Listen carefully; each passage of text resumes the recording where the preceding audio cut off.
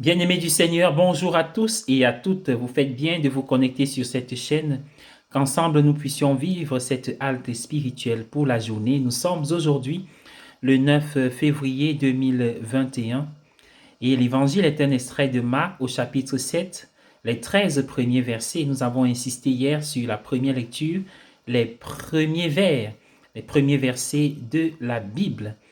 Et aujourd'hui, insistons davantage sur cet évangile. L'Esprit nous précède. Le début de la lecture de cet évangile a un sens contemporain. Les pharisiens et les scribes se plaignaient que les disciples de Jésus mangeaient avec des mains impures, sans les laver. Nous sommes tous habitués à nous laver les mains fréquemment depuis le début de la pandémie. Le lavage des mains qui préoccupait tant les pharisiens et les scribes ne devait pas tant porter sur la propreté physique que sur la propreté rituelle. Ce qui est plus difficile à comprendre aujourd'hui. La Bible prescrivait des rituels de lavage des mains uniquement pour les prêtres qui travaillaient dans le temple de Jérusalem.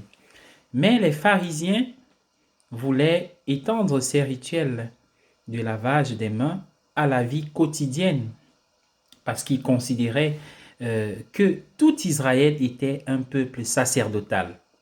Ces règles des pharisiens pour la vie quotidienne ne figuraient pas dans le texte de la loi, dans la parole de Dieu, mais faisaient partie de ce qu'ils appelaient la tradition des anciens. En réponse, Jésus reproche aux pharisiens d'accorder plus d'importance à ces traditions humaines qu'au commandement de Dieu. Jésus rappelle que nous pouvons être excessivement préoccupés par des choses non essentielles, tant dans les questions religieuses que dans d'autres domaines de la vie. Dans la sphère religieuse, nous pouvons facilement attribuer une grande importance à quelque chose qui, aux yeux de Dieu, n'est pas si important, tout en ne prenant pas au sérieux ce qui importe vraiment Dieu. Et c'est ça qui est à éviter. La vie, la mort et la résurrection de Jésus révèlent ce qui compte aux yeux de Dieu. Un mode de vie qui reflète l'amour de Dieu est ce qui compte aux yeux de Dieu, ce qui touche le cœur de Dieu. Voilà. Que notre vie révèle donc cet amour, et c'est ce qui est essentiel dans notre vie spirituelle, dans notre vie tout court. Que notre vie puisse donc être le reflet de cet amour. Que signifie la vie, la mort et la résurrection de Jésus? C'est ça l'essentiel. Bonne journée à tous. Je vous invite à prendre la prière pour la neuvaine de Notre-Dame de Lourdes, la prière à la Vierge Marie. Au nom du Père et du Fils et du Saint-Esprit. Amen.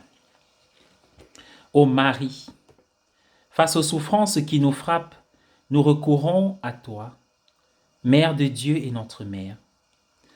Par toi, nous nous reconnaissons frères et sœurs dans le Christ.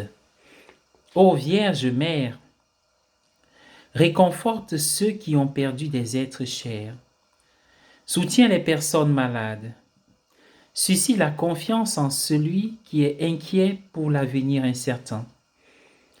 Mère de Dieu et notre Mère, implore pour nous Dieu, Père de miséricorde, que ces épreuves récurrentes finissent et que revienne un horizon d'espérance. Que ton divin Fils réconforte les familles des malades et des victimes, protège les soignants et les volontaires qui risquent leur vie pour sauver d'autres vies. Mère très aimée, fais-nous venir en aide aux nombreuses pauvretés et situations de misère avec un esprit fraternel et solidaire. Sous ta protection, nous nous réfugions, Sainte Mère de Dieu. Nous nous confions à toi, Notre-Dame de Lourdes, toi qui resplendis sur notre chemin, comme signe de salut et d'espérance ô clémente, ô miséricordieuse, ô douce Vierge Marie. Amen. Au nom du Père et du Fils et du Saint-Esprit.